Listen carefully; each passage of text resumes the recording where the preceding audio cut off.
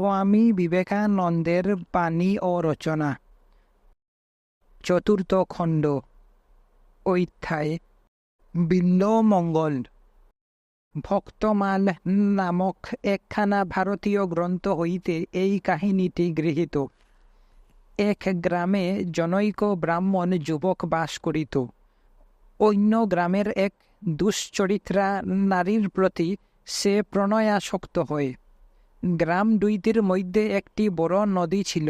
প্রত্যহ খেয়া নৌকায় নদী পার হইয়া যুবক তাহার নিকট যাইত।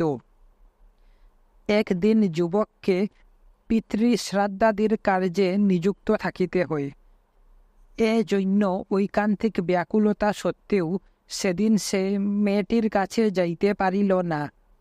হিন্দু সমাজের এই অবশ্য করণীয় অনুষ্ঠান তাহাকে সম্পন্ন করিতে হইয়াছিল। যুবক ছটফট করিতে থাকিলেও তাহার কোনো উপায় ছিল না। অনুষ্ঠান শেষ করিতে রাত্রি হইয়া গেল। তখন ভীষণ গর্জন করিয়া ঝড় উঠিয়াছে, বৃষ্টি নামিল, প্রচণ্ড তরঙ্গাঘাতে নদী বিক্ষুব্ধ হইল। নদী পার হওয়া বিপজ্জনক, তথাপি যুবক নদী তীরে উপস্থিত হইল। খেয়াঘাটে নৌকা নাই। এ দুর্যোগে মাঝিরা নদী পার হইতে ভয় পায়। যুবক কিন্তু যাইবার জন্য অস্থির। মেয়েটির প্রেমে সে পাগল, তাহাকে যাইতেই হইবে। এক খণ্ড কাঠ বাসিয়া আসিতেছিল, তাই ধরিয়া সে নদী পার হইল। অপর তীরে পৌঁছিয়া কাষ্ঠখণ্ডটি টানিয়া উপরে উঠাইল এবং প্রণয়িনীর গৃহদুয়ারে উপস্থিত হইল। গৃহদুয়ার বন্ধ। যুবক দুয়ারে কারাঘাত করিলেও ঝড়ের প্রচণ্ড শব্দে কেহই তাহা শুনিতে পাইল না। সুতরাং সে গৃহ প্রাচীরের চতুর্দিক ঘুরিয়া ঘুরিয়া অবশেষে যাহা দেখিতে পাইল সেটিকেই প্রাচীর লম্বিত রজ্জু বলিয়া মনে করিল। ওহু, প্রিয়া আমার আরোহণের জন্য রজ্জু রাখিয়া দিয়াছে। মনে মনে এই বলিয়া যুবক সযত্নে সেটিকে ধরিল। সেই রজ্জুর সাহায্যে সে প্রাচীরে আরোহণ করিল এবং অপর দিকে পৌঁছিয়া পা ফসকাইয়া মাটিতে পড়িয়া গেল। একটা শব্দ শুনিয়া গৃহবাসীগণ জাগিয়া উঠিল। ঘরের বাহিরে আসিয়া মেয়েটি যুবককে মূর্ছিত অবস্থায় দেখিতে পাইল এবং তাহার চৈতন্য সম্পাদন করিল। যুবকের দেহ হইতে একটা উৎকট দুর্গন্ধ পাইয়া তাহাকে জিজ্ঞাসা করিল, ব্যাপার কি? তোমার গায়ে এমন দুর্গন্ধ কেন? কি করে আঙ্গিনার ভেতরে এলে? যুবক উত্তর করিল, কেন, আমার প্রেমিকা কি প্রাচীরে একটা দড়ি ঝুলিয়ে রাখেনি? স্ত্রীলোকটি হাসিয়া বলিল, প্রেমিকা আবার কে? অর্থ উপার্জনই আমাদের উদ্দেশ্য। তুমি কি মনে করো তোমার জন্য আমি দড়ি ঝুলিয়ে রেখিয়েছিলাম? কি উপায়ে তুমি নদী পার হলে? কেন, একটি কাষ্টাখণ্ড ধরেছিলাম। মেয়েটি বলিল, চলো একবার দেখে আসি। যে রজ্জুর কথা বলা হইয়াছে উহা ছিল একটা বিষধর গোখরা সাপ। তাহার সামান্য স্পর্শেই মৃত্যু নিশ্চিত। সাপটার মাথা ছিল একটা গর্তের মধ্যে। সাপের গর্তে প্রবেশ করার সময় যুবক দড়ি মনে করিয়া তাহার লেজটা ধরিয়াছিল। প্রেমে পাগল হইয়াই সে এই কাজ করিয়াছিল। সাপের মুখ গর্তের মধ্যে এবং দেহ বাহিরে থাকিলে যদি কেহ তাহার লেজ ধরে তবে সাপ তাহার মুখ গর্তের বাহিরে আনে না। এই জন্যই যুবক লেজ ধরিয়া প্রাচীর আরোহণ করিতে পারিয়াছিল। কিন্তু যুবক খুব জোরের সহিত লেজ টানিতে থাকায় সাপটির মৃত্যু ঘটিয়াছিল। স্ত্রীলোকটি জিজ্ঞাসা করিল, কাষ্টা খণ্ডটি কোথায় পেলে? উত্তর হইল, কেন, নদীতে ভেসে আসছিল। বস্তুত উহা ছিল একটি গলিত শব। নদীর স্রোতে ভাসিয়া যাইবার সময় কাষ্টাখণ্ড মনে করিয়া যুবক উহা ধরিয়াছিল। এখন বুঝা গেল তাহার দেহে কেন ওই দুর্গন্ধ। মেয়েটি যুবকের দিকে চাহিয়া বলিল, প্রেমে আমার কখনো বিশ্বাস ছিল না। আমরা কখনো প্রেমে বিশ্বাস করি না। কিন্তু এ যদি প্রেম না হয় তবে ভগবান রক্ষা করুন। প্রেম কি তা আমরা জানি না, কিন্তু বন্ধু, আমার মতো একজন নারীকে তুমি হৃদয় দান করিলে কেন? কেন তোমার হৃদয়ে ভগবানকে উৎসর্গ করলে না? এরূপ করলে তুমি সিদ্ধি লাভ করবে। এই কথায় যুবকের মাথায় যেন বজ্রাঘাত হইল। ক্ষণিকের জন্য তাহার অন্তর্দৃষ্টি খুলিয়া গেল। ভগবান কি আছেন? হ্যাঁ হ্যাঁ বন্ধু, আছেন বই কি। যুবক সেই স্থান ত্যাগ করিল এবং চলিতে চলিতে এক অরণ্যে প্রবেশ করিয়া সেখানে শ্বশ্রু নয়নে ঈশ্বরের নিকট প্রার্থনা করিল, প্রভু, আমি তোমাকে চাই। আমার এ প্রেম প্রবাহ ক্ষুদ্র মানব হৃদয়ে ধরে না। আমি সেই প্রেমের সাগরকে ভালোবাসিতে চাই, যেখানে আমার প্রেমের এই প্রবল প্রবাহিনী গিয়া মিশিতে পারে। আমার প্রেমের এই বেগবতী নদী তো আর ক্ষুদ্র জলাশয়ে প্রবেশ করিতে পারে না। ইহা চায় অনন্ত সাগর। প্রভু, তুমি যেখানেই থাকো, আমার কাছে এসো।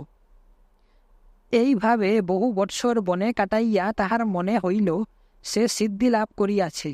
সন্ন্যাস গ্রহণ করিয়া সে শহরে আসিল। একদিন সে নদী তীরে একটি স্নানের ঘাটে বসিয়াছিল। এমন সময় ওই শহরের এক বণিকের সুন্দরী যুবতী পত্নী পরিচারিকা সহ সেই স্থান দিয়া চলিয়া গেল। বৃদ্ধের সেই পুরাতন ভাবটি আবার জাগিয়া উঠিল। সুন্দরীর সুন্দর মুখখানি তাহাকে আবার আকর্ষণ করিল।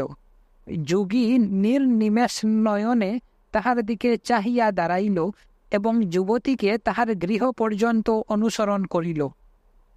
মুহূর্ত মধ্যে যুবতীর স্বামী আসিয়া উপস্থিত হইল এবং বৈরিকধারী সন্ন্যাসীকে দেখিয়া বলিল, মহারাজ, ভেতরে আসুন। আমি আপনার জন্য কি করিতে পারি? যোগী উত্তর করিলেন, আমি আপনার নিকট একটি ভয়ানক বস্তুর প্রার্থী। মহারাজ, যে কোনো বস্তু চাইতে পারেন। আমি গৃহস্থ, যে যা চায় আমি তাকে তাই দিতে প্রস্তুত। সন্ন্যাসী বলিলেন, আমি আপনার পত্নীর সঙ্গে দেখা করতে চাই। গৃহস্থ বলিল, হা ভগবান, এ কি? আমি তো পবিত্র, আমার স্ত্রীও পবিত্র। প্রভু সকলের রক্ষক। মহারাজ স্বাগতম, ভেতরে আসুন। সন্ন্যাসীর ভিতরে আসিতেই গৃহস্বামী স্ত্রীর নিকট তাহার পরিচয় দিল। স্ত্রী জিজ্ঞাসা করিলেন, আমি আপনার জন্য কি করিতে পারি? সন্ন্যাসী তাহার দিকে এক দৃষ্টে চাহিয়া বলিয়া উঠিলেন, মা, আপনার চুল থেকে দুটো কাঁটা আমাকে দেবেন কি? এই নিন। সন্ন্যাসী সেই কাঁটা দুটি নিজের দুই চোখে সজোরে বিধিয়া দিয়া বলিলেন, দূর হ, দুর্বৃত্ত নয়ন যুগল। এখন থেকে তোরা আর সম্মুখ করতে পারবি না। যদি দেখতেই চাস তবে অন্তশ্চক্ষু দিয়ে দেখ, সে বজ্রের রাখালকে। এখন অন্তশ্চক্ষুই তোর সর্বস্ব। এইভাবে সন্ন্যাসী পুনরায় বনে ফিরিয়া গেলেন এবং আবার দিনের পর দিন ভগবানের কাছে কান্দিতে লাগিলেন। তাহার মধ্যে প্রেমের যে উদ্দাম প্রবাহ বহিতেছিল, তাহাই সত্যলাভের জন্য সংগ্রাম করিতে লাগিল। পরিশেষে তিনি সিদ্ধি লাভ করিলেন। তাহার হৃদয়রূপ প্রেম প্রবাহিনীর গতি ঠিক পথে পরিচালিত হইয়া তাহাকে রাখাল রাজের নিকট পৌঁছাইয়া দিল। কাহিনীতে এইরূপ বর্ণিত আছে, কৃষ্ণরূপে ভগবান তাহাকে দর্শন দিয়াছিলেন। পরে একবার মাত্র তাহার অনুতাপ আসিয়াছিল যে তিনি চক্ষু হারাইয়া কেবল অন্তর্দৃষ্টি লাভ করিতে পারিয়াছিলেন। তিনি প্রেম বিষয়ক কয়েকটি মনোরম কবিতা লিখিয়াছেন। সকল সংস্কৃত গ্রন্থেই লেখকেরা প্রথমে গুরু বন্দনা করেন, তাই বিল্বমঙ্গল সেই নারীকেই তাহার প্রথম গুরু বলিয়া বন্দনা করিয়াছেন। অধ্যায় বাল গোপালের কাহিনী। একদিন শীতের অপরাহ্নে পাঠশালায় যাবার জন্য প্রস্তুত হতে হতে গোপাল নামে একটি ব্রাহ্মণ বালক তার মাকে ডেকে বলল, মা, বনের পথ দিয়ে একা একা পাঠশালায় যেতে আমার বড় ভয় করে। অন্য সব ছেলেদের সঙ্গে হয় চাকর, না হয় আরও কেউ আসে, পাঠশালায় পৌঁছে দেবার জন্যও আসে, আবার বাড়ি নিয়ে যেতেও আসে। আমায় কেন কেউ সঙ্গে করে বাড়ি নিয়ে আসে না মা? একটি গ্রাম্য পাঠশালার ছাত্র গোপাল। সকালে বিকালে তার পাঠশালা বসত। বিকালের ছুটির পর শীতের দিনে বাড়ি আসতে আসতে পথেই সন্ধ্যা হয়ে যেত। তাছাড়া পাঠশালার পথটিও নিবিড় বনের মধ্যে দিয়ে এঁকে বেঁকে গিয়েছে। কাজেই অন্ধকারে একলাটি ওই পথে আসতে গোপালের ভয় করত। গোপালের মা বিধবা, শৈশবেই তার পিতার মৃত্যু হয়েছিল। নিষ্ঠাবান ব্রাহ্মণের মতো অধ্যয়ন অধ্যাপনা যজন যোজন নিয়েই গোপালের বাবার দিন কাটত। সংসারের সুখ সমৃদ্ধির দিকে তার দৃষ্টি ছিল না। আবার তার মৃত্যুর পর দক্ষিণী বিধবা তার মা যেন বিষয় ব্যাপার থেকে আরও দূরে সরে গিয়েছিলেন। যদিও সেসবের সঙ্গে যোগাযোগ কোনোদিনই তার বেশি ছিল না। তখন ভগবানের উপর সম্পূর্ণ নির্ভর করে নিষ্ঠার সঙ্গে ধ্যান উপাসনা যম নিয়ম প্রভৃতি পালন করে চরম মুক্তিদাতা যে মৃত্যু, তারই জন্য ধৈর্য সহকারে তিনি অপেক্ষা করছিলেন। অন্তরে আশা ছিল মৃত্যুর পরপারে অন্তহীন জীবনের পথে যিনি তার ভালো মন্দের সাথী, সুখ দুঃখের অংশভাগী, সেই দ্বৈতের সঙ্গে আবার মিলিত হবেন। নিজের একটি পূর্ণ কুটিরেই তিনি বাস করতেন। তার স্বামী যখন বেঁচে ছিলেন, ব্রাহ্মণ পণ্ডিত হিসাবে এক খণ্ড ধান জমি কেউ তাকে দান করেছিল। সেই জমিতে যে ধান উৎপন্ন হতো, বিধবার প্রয়োজনের পক্ষে তাই ছিল যথেষ্ট। এছাড়া কুটিরকে ঘিরে আরও কিছু জমি ছিল। সেখানে বাঁশ ঝাড় ছিল, কয়েকটি নারিকেল গাছ ছিল, আর ছিল 2-4টি আম ও লিচুর চারা। গ্রামবাসীদের সাহায্যে সেগুলি থেকেও প্রচুর ফলমূল পাওয়া যেত। এরও উপর আর যা লাগত তার জন্য প্রতিদিন অনেকটা সময় তিনি চরকায় সুতা কাটতেন। প্রভাতের প্রথম স্বর্ণকিরণ তাল গাছের চূড়ায় চূড়ায় প্রতিফলিত হবার বহু পূর্বে তিনি ঘুম থেকে উঠতেন। তখনও প্রভাতী পাখির কলকাকলি শুরু হতো না। একটি সামান্য মাদুর আর তার উপর বিছানো একখানা কম্বল, এই ছিল তার শয্যা। সেই দিন শয্যাটিতে বসে অতি প্রত্যুষ থেকে তিনি নামগান আরম্ভ করতেন। পুণ্য শ্লোকা নারীদের পুত চরিত কথা কীর্তন করতেন, ঋষিদের প্রণাম জানাতেন আর জপ করতেন। জপ করতেন মানুষের পরমাশ্রয় নারায়ণের নাম, করুণাময় মহাদেবের নাম আর জগত্তারিণী তারা দেবীর নাম। সর্বোপরি অন্তরের সর্ব আকৃতি নিবেদন করতেন প্রাণাপেক্ষা প্রিয়তর দেবতা শ্রীকৃষ্ণের কাছে, যিনি করুণায় বিগলিত হয়ে মানুষের শিক্ষার জন্য, ত্রাণের জন্য বাল গোপাল মূর্তিতে মর্তধামে অবতীর্ণ হয়েছিলেন। সে প্রার্থনার ফলে তার অন্তরে এক বিচিত্র আনন্দ অনুভূতি জেগে উঠত। মনে হতো তিনি যেন নিজ স্বামীর সহিত একত্র হয়ে ভগবান শ্রীকৃষ্ণের সঙ্গে মিলিত হবার বাঞ্ছিত পথে আরও একটি দিন এগিয়ে গেলেন। কুটিরের অনতি দূরে ছিল একটি নদী। দিবারম্ভের পূর্বেই সেই নদীতে তার স্নান হয়ে যেত। স্নানকালে তার প্রার্থনা ছিল, হে দেবতা, নদীর নির্মল জলে স্নান করে দেহটি আমার যেমন পবিত্র হলো, স্নিগ্ধ হলো, তোমার করুণায় আমার অন্তরটিও যেন তেমনি পবিত্র, তেমনি স্নিগ্ধ হয়ে যায়। তারপর সদ্য ধৌত শুদ্ধ একটি শ্বেত বস্ত্র পরিধান করে তিনি পুষ্প চয়ন করতেন, সুগন্ধ চন্দন প্রস্তুত করতেন, বৃত্তাকৃতি চন্দন পাতায় এবং তুলসী পত্র আহরণ করে পূজার উদ্দেশ্যে ছোট ঠাকুরঘরটিতে প্রবেশ করতেন। সে ঘরে তার বাল গোপাল বিগ্রহ প্রতিষ্ঠিত ছিল। একটি রেশমী চন্দ্রাতাপের নিচে সুদৃশ্য দারু নির্মিত সিংহাসনে, ভেলভেটের কোমল গদির উপরে প্রায় পুষ্পাবৃত অবস্থায় থাকত শ্রীকৃষ্ণের সে ধাতু নির্মিত বাল গোপাল মূর্তিটি। মায়ের প্রাণ শ্রী ভগবানকে পুত্র রূপে কল্পনা করেই শুধু তৃপ্তি লাভ করত।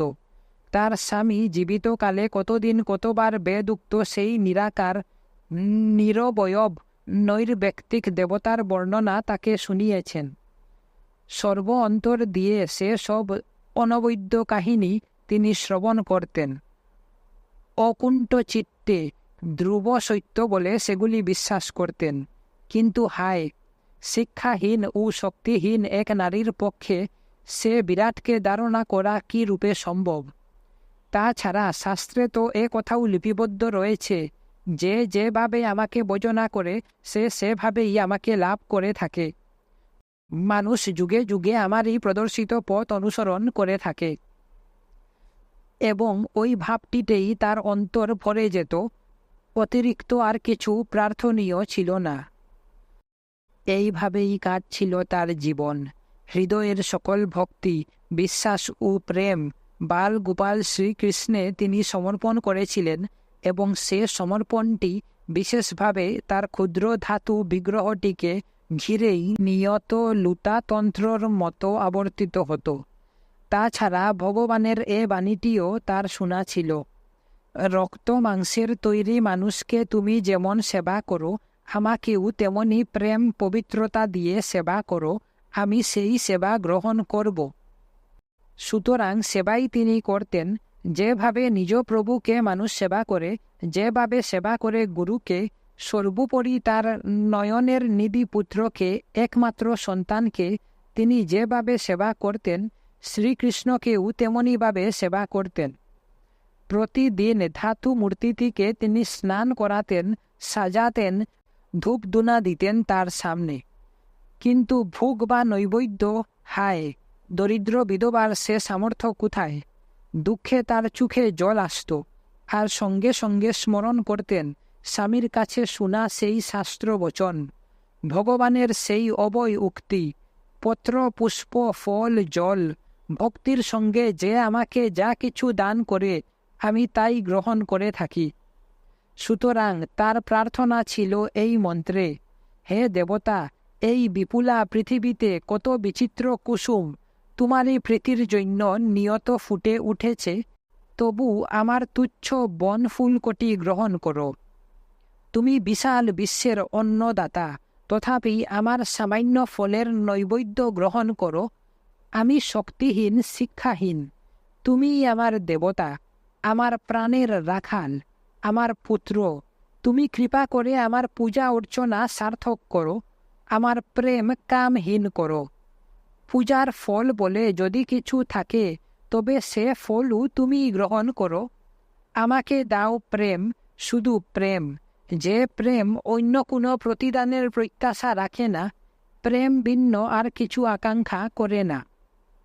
হয়তো আকাশমত কোনো দিন গ্রামের বাউল বৈরাগী মায়ের ক্ষুদ্র আঙ্গনাটিতে এসে দাঁড়ায় এবং প্রভাতী সুরে গান ধরে, শুন রে মানুষ ভাই, প্রেমের কথা কয়ে যাই, আমি জ্ঞানের ডাকে ভয় করি নে, প্রেমের ডাকে করি ভয়। আমার আসন কাঁপে প্রেমের ডাকে, প্রেমাশ্রুতে হই উদয়। নিত্য মুক্ত যেই ভগবান, নির অবয়ব ব্রহ্ম যেই, প্রেমের দায়ে নর রূপে তারই খেলা দেখতে পাই, তারই লীলা জানতে পাই। বৃন্দাবনের কুঞ্জ ছায়ে জ্ঞানের কি বা প্রকাশ ছিল, রাখাল বালক গোপ বালিকা শাস্ত্র কবে পড়েছিল, কিন্তু তারা প্রেমিক ছিল, ছিল ভালোবাসায় ভরা, তাই তো তাদের প্রেমের পাশে আমি চির রইনু ধরা। এমনি করে তার মাতৃ হৃদয় যেন ভাগবত সত্তার মধ্যেই নিজের পুত্রটিকে লাভ করেছিল এবং দেব গোপালের নামানুসারে পুত্রের নামও তিনি রেখেছিলেন গোপাল।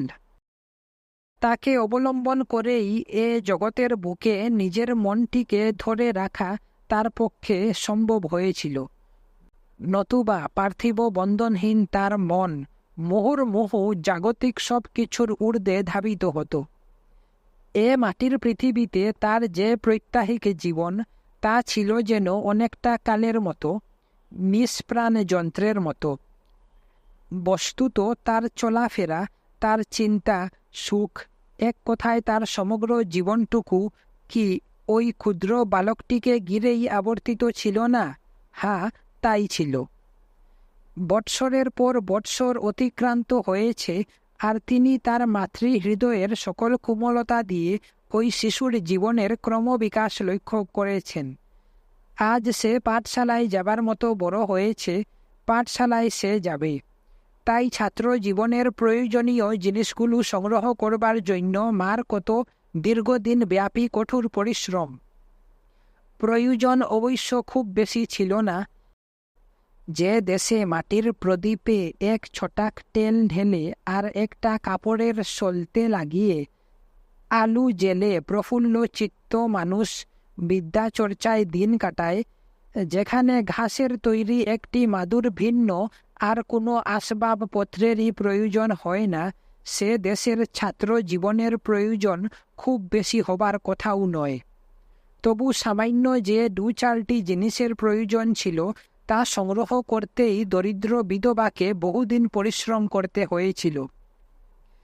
দিনের পর দিন চরকায় সুতা কেটে গোপালের জন্য একখানা পরবার কাপড় এবং একখানা গায়ে দেবার চাদর তাকে সংগ্রহ করতে হয়েছিল। সংগ্রহ করতে হয়েছিল মাদুর জাতীয় ছোট একটি আসন, যার উপর দোয়াত, খাগের কলম প্রভৃতি রেখে গোপাল লিখবে এবং পরে যেটিকে গুটিয়ে বগল দাবা করে পাঠশালায় যাবার সময় সঙ্গে নিয়ে যাবে আর ফিরবার সময় সঙ্গে নিয়ে আসবে। তারপর যে শুভ দিনটিতে গোপালের বিদ্যারম্ভ হল, সে প্রথম ও আ লিখতে চেষ্টা করল। সে দিনটি দুঃখিনী মায়ের কাছে যে কি আনন্দের দিন ছিল তা মা ভিন্ন অন্যের পক্ষে পরিমাণ করা সম্ভব নয়। কিন্তু আজ তার মনে একটি গভীর বিষাদের ছায়া পড়েছে। বনপথ দিয়ে একা যেতে আসতে গোপাল ভয় পাচ্ছে কে তাকে সঙ্গে নিয়ে যাবে। এর আগে কোনো দিন নিজের বৈদব্যের নিঃসঙ্গতা ও দারিদ্র্য এমন করে তিনি ভাবেননি, অনুভব করেননি। মুহূর্তের জন্য চতুর্দিক যেন অন্ধকারে ঢেকে গেল, কিন্তু পরক্ষণেই তার মনে পড়ল ভগবানের সেই চিরন্তন আশ্বাসবাণী, একান্তভাবে অনন্য চিত্ত হয়ে যে ব্যক্তি আমার উপর নির্ভর করে আমি তার সকল ভার স্বয়ং বহন করে থাকি। আর তার বিশ্বাসী মন ওই আশ্বাসবাণীতেই একটি আশ্রয় খুঁজে পেল। তারপর চোখের জল মুছে ছেলেকে বললেন, ভয় কি বাবা, ওই বনে আমার আরও একটি ছেলে থাকে, তারও নাম গোপাল। সে তোমার বড় ভাই। বনভূমির অন্ধকার পথে যখন তুমি ভয় পাবে তখন তোমার দাদাকে দেখো। বিশ্বাসী মায়ের পুত্র গোপাল, সেও তাই সকল অন্তর দিয়েই মার কথা বিশ্বাস করল। তারপর সেদিন অপরাহ্নে পাঠশালা থেকে ফেরার পথে অরণ্যভূমির নিবিড়তায় ভয় পেয়েই মায়ের নির্দেশ অনুসারে বালক তার বনের ভাইটিকে ডাক দিল, গোপাল দাদা, তুমি কি এখানে আছো? মা বলেছেন তুমি এই বনে থাকো, বলেছেন তোমাকে ডাকতে। একলাটি আমার বড় ভয় করছে ভাই। তখন দূর বনান্তরাল থেকে শব্দ ভেসে এলো, ভয় নাই ভাই, এই তো আমি রয়েছি, ভয় কিসের, তুমি বাড়ি যাও। সেদিন থেকে এমনই করে দিনের পর দিন গোপাল তার বনের দাদাকে ডাকে আর একই স্বর শুনতে পায়।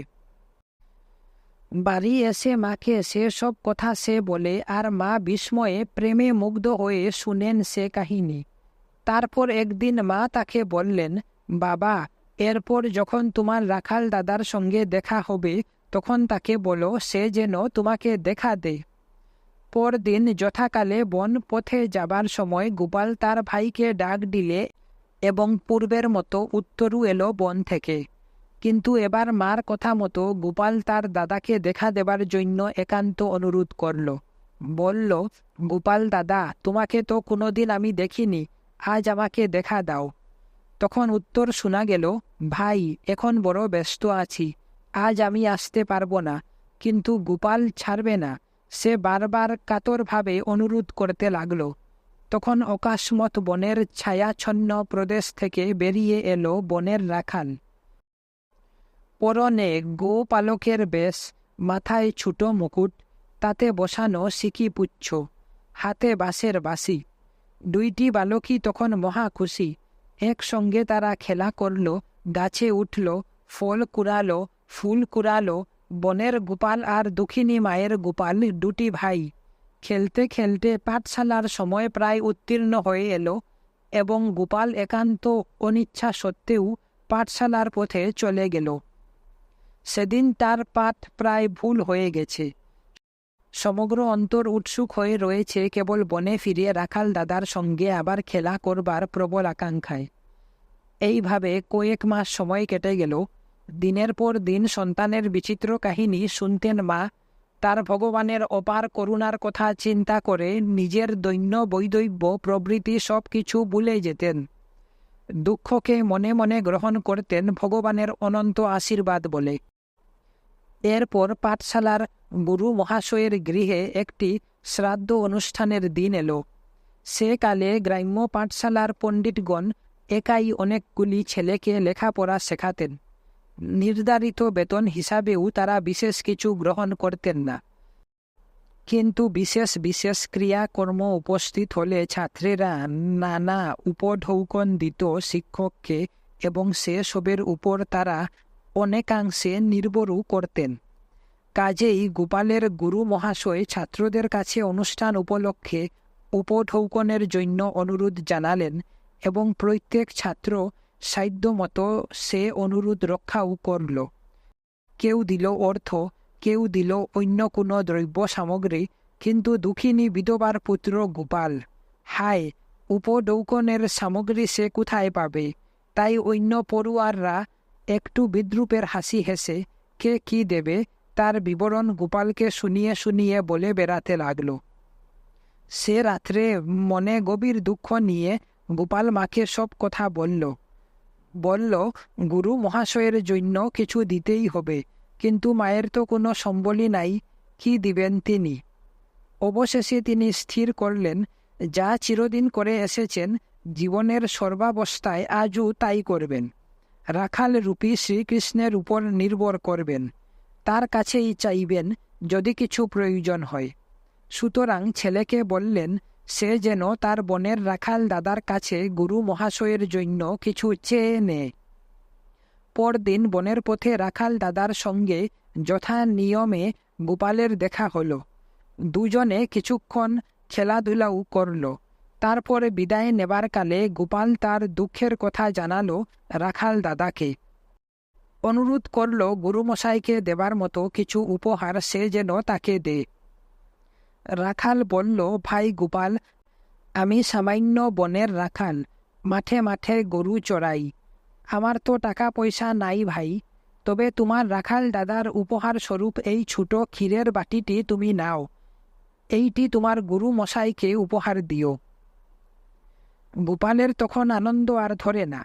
একে তো গুরু মশাইয়ের জন্য কিছু উপহার হতে পেয়েই সে খুশি, তার উপর সে উপহার এসেছে রাখাল দাদার কাছ থেকে। অতি দ্রুত সে পাঠশালায় চলে গেল।